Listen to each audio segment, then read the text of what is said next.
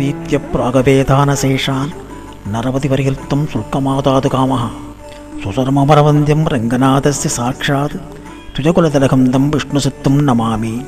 மின்னார் தடமதில் சூழ் வெள்ளிபுத்தூர் நூறுகால் சொன்னார் கடல் கமலம் சூடினோம் முன்னாள் களியறுத்தான் என்றுரைத்தோம் கீழ்மையில் சேரும் வழியறுத்தோம் நெஞ்சமே வந்து பாண்டியன் கொண்டாடப்பட்ட பிரான் வந்தான் என்று ஈண்டிய சங்கம் எடுத்தூத வேண்டிய வேதங்களோதி வரைந்து களியறுத்தான் பாதங்கள் யாமுடையவற்று.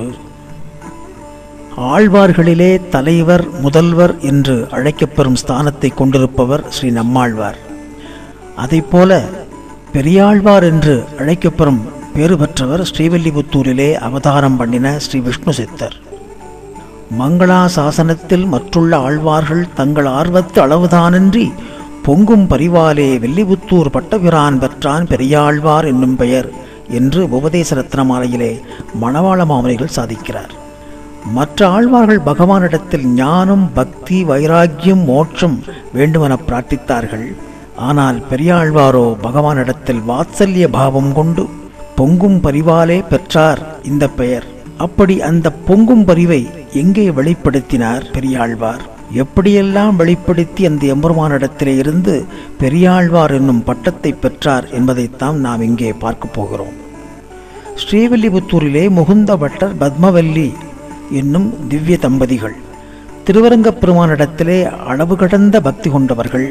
இவர்களின் தவ புதல்வராக பெரியாழ்வார் என்னும் விஷ்ணு சித்தர் குரோதன வருஷம் ஆனி மாதம் சுக்ல ஏகாதசி என்று சுவாதி நட்சத்திரத்திலே பகவானுடைய நித்திய சூரிகளில் ஒருவரான கருடாழ்வார் அம்சமாக அவதாரம் பண்ணினார். விஷ்ணு சித்தர் எல்லா நூல்களையும் கற்கத் தொடங்கினார். எனினும் நூல்களில் நாட்டம் அதிகமில்லை. ஆனால் அவரிடத்தில் கிருஷ்ண பக்தி அதிகம் குடிகொண்டிருந்தது. கைங்கரியம் செய்வதில் மனம் அதிகம் ஈடுபட்டது. பகவான் கிருஷ்ணன் தன்னுடைய மாமன் கம்சனுக்கு மாலை கட்டித்தரும் மாலாகாரனிடம் சென்று மாலையை கேட்டு வாங்கி தான் சூடி மகிழ்ந்த கதைகளையெல்லாம் படித்த விஷ்ணு சித்தர் இப்படி பகவானுக்கு மாலை சமர்ப்பிக்கும் கைங்கரியமே மிகவும் சிறந்தது என கருதி அழகான பூஞ்சோலை அமைத்தார். நாள்தோறும் பூத்த மலர்களை துளசியோடு சேர்த்து கட்டி மாலை தொடுத்து வடபெருங்கோயிலானுக்கு புஷ்ப கைங்கரியம் பண்ணி கொண்டிருந்தார். இந்த சமயத்திலே மதுரையை ஆண்டு வந்த பாண்டிய மன்னன் வல்லபதேவன் ஒரு மார்வேஷம் போட்டுக்கொண்டு ஒரு நாள் நகர் சோதனைக்கு புறப்பட்டான். வீதிகளிலே சுற்றி வரும்போது அந்தணர் ஒருவர் ஒரு வீட்டு திண்ணையிலே தூங்குவது தெரிந்தது. அவரை எழுப்பி, யார் நீ இங்கே படுத்திருக்கிறாய் என அரசன் வினவ, அரசனே, நான் வடக்கே திவ்ய யாத்திரை மற்றும் கங்கா ஸ்நானங்களெல்லாம் செய்துவிட்டு தெற்கே ராமேஸ்வரம் சென்று கொண்டிருக்கிறேன். வழியில் இருட்டானபடியினாலே இங்கே படுத்து தூங்கிவிட்டேன் என்றார். அரசனுக்கு அந்தணன் பேச்சிலே கொஞ்சம் ஞானம் தெரிந்தது. ஆகினாலே, அந்தணரே, ஏதாவது ஒரு ஸ்லோகம் சொல்லும் பார்க்கலாம் என்றான் அரசன். அப்போது அந்த அந்தணர் ஒரு ஸ்லோகம் பாடினார். வருஷார்த்தமஷ்டோ பிரயதேத மாசான் நிசார்த்தமர்த்தம் திவசம் யதேத வார்த்தைக்கு ஹேதோர் வயசானவேன பரத்திர ஹேதோரிக ஜென்மநாச. இதனுடைய அர்த்தம் என்னவென்றால், மழைக்காலமாகிய 4 மாதத்திற்கு தேவையான பொருள்களை மீதியுள்ள 8 மாதத்தில் சேமித்துக் கொள்ள வேண்டும். இரவில் தேவைப்படுவதை பகல் பொழுதிலே தேடி வைத்துக் கொள்ள வேண்டும். முதுமைக்கு தேவையானதை இளமையிலே சேர்த்து வைத்துக் கொள்ள வேண்டும். அதுபோலவே மறுமைக்கு தேவையானதை இப்பிறவியிலேயே சம்பாதித்துக் கொள்ள வேண்டும் என்று அர்த்தம். இந்த ஸ்லோகத்தை கேட்ட அரசன் இதிலே ஒரு முக்கியமான பொருள் அடங்கியிருப்பதை அறிந்தான். மறுநாள் அரசன் தன்னுடைய ஆஸ்தான குருவாகிய செல்வ நம்பியை அழைத்து, நான் மறுமையில் நன்மை பெற என்ன செய்ய வேண்டும், எந்த பரம்பொருளை நான் நாட வேண்டும், குழப்பத்தை தீர்க்க என்ன வழி என வினவினான். செல்வ நம்பியும் யோசித்தார். தான் இதற்கு பதில் சொல்ல முடியும், இருந்தாலும் அரசனுக்கு நல்ல நம்பிக்கை பிறக்க வேண்டும் என்பதற்காக, அரசே, இந்த கேள்வியை வேத விற்பனர்களையும் ஞானிகளையெல்லாம் வரவழைத்து அந்த உயர்ந்த பரம்பொருளை தெரிந்து கொள்வதே நலமென கூறினார். அரசனும் இதற்கு இசைந்தான். பல சமய தத்துவ ஞானிகள், வேத விற்பனர்கள், அறிஞர்கள் இவர்களெல்லாம் வரவழைக்கப்பட்டார்கள். தன்னுடைய சிம்மாசனத்திற்கு முன்னாலே ஒரு கம்பத்தை கட்டி பொற்காசுகளை வைத்து ஒரு துணியிலே முடிந்து அப்பொற்களியை கம்பத்திலே தொங்கவிட்டு, எவர் ஒருவர் சரியான பரம்பொருளின் தத்துவத்தை நமக்கு உரைக்கின்றாரோ காட்டுகின்றாரோ அது மெய்யாகும் பட்சத்திலே இந்த பொற்களியானது அருந்து விழுந்து அவருக்கு உதவட்டும் என்று பிரகடனப்படுத்தினான் அரசன். பல அறிஞர்கள், பண்டிதர்கள், வேத விற்பனர்கள் கூடினார்கள். தங்களது கருத்துக்களை கூறி பார்த்தார்கள். பொற்களி அசைந்து கொடுக்கவில்லை. இந்த வேளையிலே ஸ்ரீவில்லிபுத்தூரிலே பள்ளி கொண்ட பரந்தாமன் விஷ்ணு சித்தர் மூலமாக உண்மை பொருளை இந்த உலகத்திற்கு உணர்த்த திருவுள்ளம் கொண்டு அவரது கனவிலே தோன்றி, விஷ்ணு சித்தரே, நீர் பாண்டியன் அவைக்கு சென்று வேதங்கள் உரைக்கும் பரம்பொருளுடைய உண்மையான தத்துவத்தை எடுத்து கூறி பொற்களியை அறுத்து வாரும் என கட்டளையிட்டார். விஷ்ணு சித்தர் திடுக்கிட்டு, சுவாமி, நமக்கு அதை விளக்கி கூறும் ஞானமில்லையே என கவலை தெரிவிக்க, நீர் கருவியாக இருந்து செயல்படும் போதும் மற்றவை தானாக நடக்கும் என தெரிவித்தார். விஷ்ணு சித்தர் கண்விழித்தார். இறைவனிட்ட பணியை எண்ணி பரவசமானார். மறுநாள் வடபெருங்கோயில் பெருமாளை வணங்கினார்.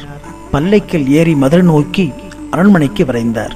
காவலர்கள் விஷ்ணு சித்தனுடைய வருகையை மன்னருக்கு தெரியப்படுத்த மன்னர் எதிர்கொண்டு அவரை அழைத்து மரியாதையெல்லாம் தெரிவித்தான். தனது குழப்பத்தை தீர்க்கும் கருத்துக்கள் இருந்தால் சபையில் கூறலாம் என்று சொல்கிறான். அருகிலே இருந்த செல்வ நம்பியும் உடனிருந்து அதை ஆமோதித்தார். அங்கே பெரிய கூட்டம். கூட்டத்தின் நடுவில் அறிஞர்களும் பெரியோர்களும் சாஸ்திர நிபுணர்களும் வேத விற்பனர்களும் குழுமியிருக்க விஷ்ணு சித்தர் உள்ளத்தில் பகவான் பரிபூர்ணமாக குடிகொண்டார். விஷ்ணு சித்தரினுடைய பயம் நீங்கியது. தெளிவு பெற்றார். உண்மை பொருளை, பரம்பொருள் தத்துவத்தை உரத்த குரலில் விளக்குகிறார். எவர் ஒருவரால் இப்பிரபஞ்சம் முழுவதும் படைக்கப்பட்டதோ, எவரால் இது நன்கு காக்கப்படுகிறதோ, எவரிடத்தில் இப்பிரபஞ்சம் முழுவதும் இறுதியில் ஒடுங்குகின்றதோ அந்த ஒருவரே பரபிரம்மம். அப்பரபிரம்மே ஸ்ரீமன் நாராயணன். அவரை சரணடைந்தால் பரமசாந்தியும் அமரத்துவத்தையும் அடையலாம். அவர் எங்கும் வியாபித்திருப்பவர். அவர் திருப்பாதங்களை பற்றி கொண்டு நற்கதிக்கு வழி தேட வேண்டும் என்று விஷ்ணு சித்தர் உரைக்க பொற்களி அருந்து கீழே விழுந்தது. மன்னர் சாஷ்டாங்கமாக விழுந்து வணங்கி பற்றபரானே என்று அவரை கௌரவித்து விஷ்ணு சித்தரை மேலும் கௌரவிக்க வேண்டி அவரை ஒரு யானை மீதேற்றி திரு வீதி உலா வரச் செய்தான். விஷ்ணு சித்தர் மதுரை நகர வீதியிலே யானையில் ஊர்வலம் வர இந்த அழகை ரசிக்கவும் தன்னுடைய பரம பக்தனான விஷ்ணு சித்தரை ஆசீர்வதிக்கவும் ஆகாய மார்க்கமாக கருட வாகனத்திலே சங்கு சக்கரதாரியாக பரந்தாமன் தாயாரோடு காட்சியளிக்கிறார். இந்த கண்கொள்ளா காட்சியை கண்ணுற்ற விஷ்ணு சித்தர் உள்ளம் உருகுகிறது. கண்களிலே நீர் ததும்ப, கருணாமூர்த்தியே, கண்ணனே, மணிவண்ணனே, கோவிந்தா, நாராயணா என்று சோஸ்திரம் பண்ணுகிறார். அடுத்த க்ஷணமே பெரியாழ்வாரனுடைய உள்ளத்தில் பொங்கும் பரிவு பீரிட்டு பாய்கிறது. கண்ணா, பரந்தாமா, உன் திருமேனியை காட்டிக்கொண்டு காட்சி கொடுப்பது தவறில்லை. ஆனால் யாருடைய கண்திஷ்டியும் உன்மேல் படாமல் இருக்க வேண்டுமே என பதறுகிறார், துடிக்கிறார். இப்படி பொங்கும் பரிவால் பிறந்ததுதான் திருப்பல்லாண்டு.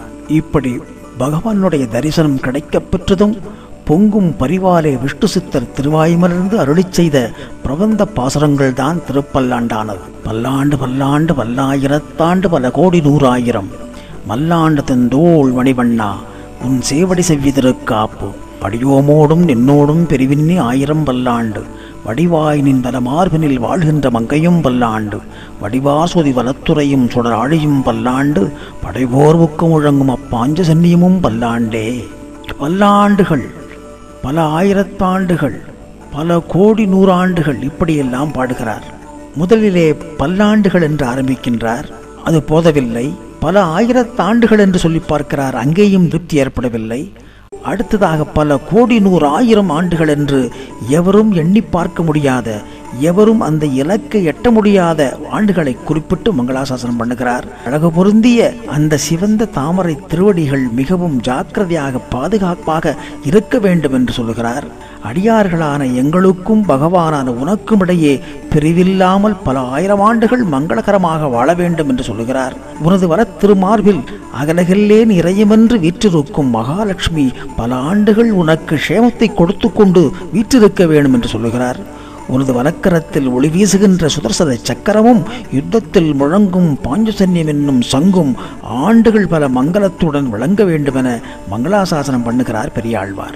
ஆழ்வார்கள் 11 பகவான் தரிசனம் கிடைத்து அடுத்த க்ஷணமே பிரபந்தம் பாடியவர்கள் இவர்கள். பொய்கை ஆழ்வார், பூதத்தாழ்வார், பேயாழ்வார், திருப்பானாழ்வார், திருமங்கையாழ்வார்.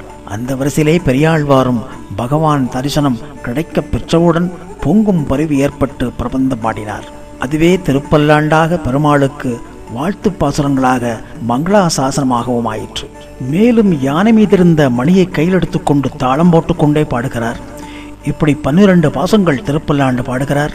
பகவான் பல்லாண்டை ஏற்றுக்கொண்டு விஷ்ணு சித்தரே நீர் பெரியாழ்வார் ஆனீர் என்று ஆசீர்வாதம் சொல்லி மறைகிறார். பெரியாழ்வாரின் பொங்கும் பரிவு பெருவெள்ளம் எடுத்து ஓடத் தொடங்கியது. இப்பொங்கும் பரிவால் பெரியாழ்வார் யசோதை ஸ்தானத்தில் தன்னை பாவித்துக் கொண்டு எம்பெருமானை குழந்தையாக்கி இப்படி 461 பாசுரங்கள், திருப்பல்லாண்டு ஒரு 12 பாசுரங்கள், 461 பாசுரங்கள் கொண்ட திருமொழியை அருளிச் செய்தார். அதுவே பெரியாழ்வார் திருமொழி என புகழ் பெற்றது. பொங்கும் பரிவால் கண்ணன் பிறந்த வைபவத்தை பாடுகிறார்.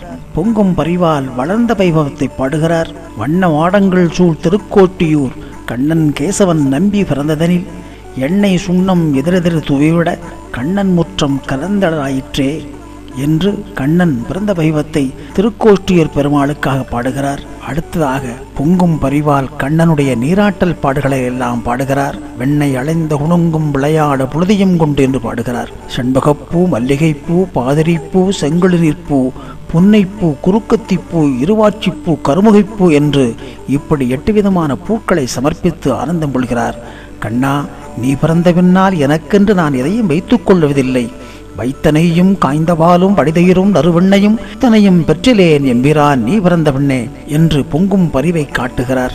நரசிம்ம அவதாரமூர்த்தியை கண்ணனாக்கி இரணியன் மார்பகலம் விளந்திட்ட கைகளால் சப்பாணி பேய்மலை உண்டானே சப்பாணி என்று ஆச்சரியப்படுகிறார்.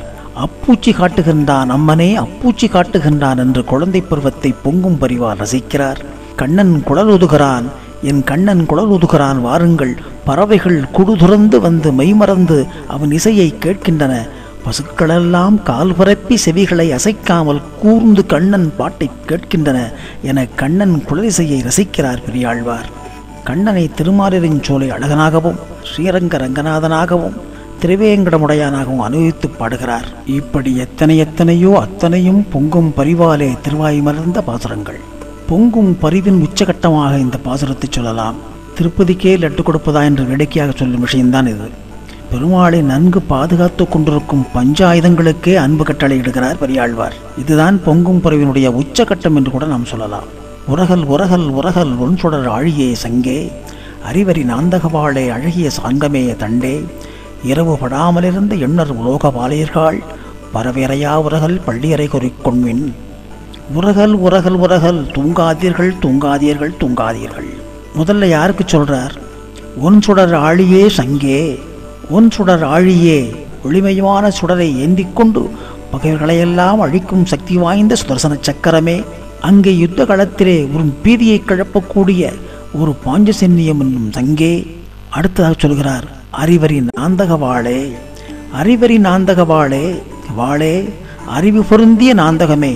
ஏனென்றால் பகைவர்கள் யார் நல்லவர்கள் யார் என்று பகைவர்களை மட்டும் அழிக்கக்கூடிய அந்த அறிவரி நாந்தகவாளே. அடுத்தது யாரை பாடுகிறார்? அழகிய சாங்கமே, பகவானுடைய கையிலே இருக்கக்கூடிய அழகிய சாங்கம் எனும் வில்லே, கதாயுதமே தொங்கிவிடாதீர். இரவு படாமலிருந்த எண்ணர் உலோகபாலியர்கள், இரவென்பதே தெரியாமல் அல்லும் பகலும் பகவானுடைய கட்டளைக்கேற்ப இந்த உலகத்தை நன்கு பாதுகாத்து கொண்டிருக்கும் எண்ணர் உலோகபாலியர்கள், அஷ்டதி பாலகர்களே, நீங்கள் எல்லோரும் ஜாக்கிரதையாக தூங்காமல் எனது எம்பெருமானை பாதுகாத்துக் கொள்ளுங்கள்.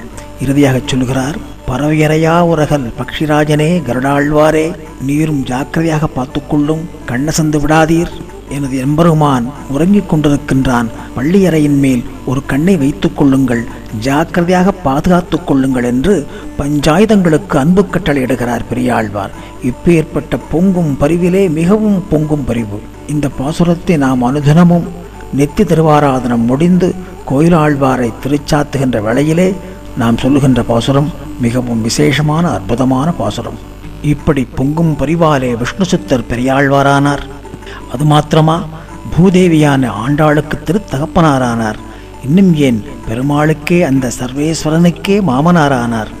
அப்பேற்பட்ட பெரியாழ்வாருடைய திருவடிகளை வணங்கி நல்ல திருப்பல்லாண்டு நான் மோந்தோன் வாழியே, 461 நமக்குரைத்தான் வாழியே, சொல்லறிய வாரிதனில் சோதி வந்தான் வாழியே, தொடைசூடி கொடுத்தவிழ்தன் தொழுதப்பன் வாழியே, செல்வநம்பி தன்னைப் போல் சிறப்புற்றான் வாழியே, சென்று கிளியறுத்து மால் தெய்வம் என்றான் வாழியே, வில்லிபுத்தூர் நகரத்தை விளங்க வைத்தான் வாழியே, வேதியர்கோன் பட்டபிரான் மேதினியில் வாழியே என்று வாழித்திருநாமம் பாடி பெரியாழ்வார் திருவடிகளையே சரணமெனச் சொல்லி அமைகிறேன்.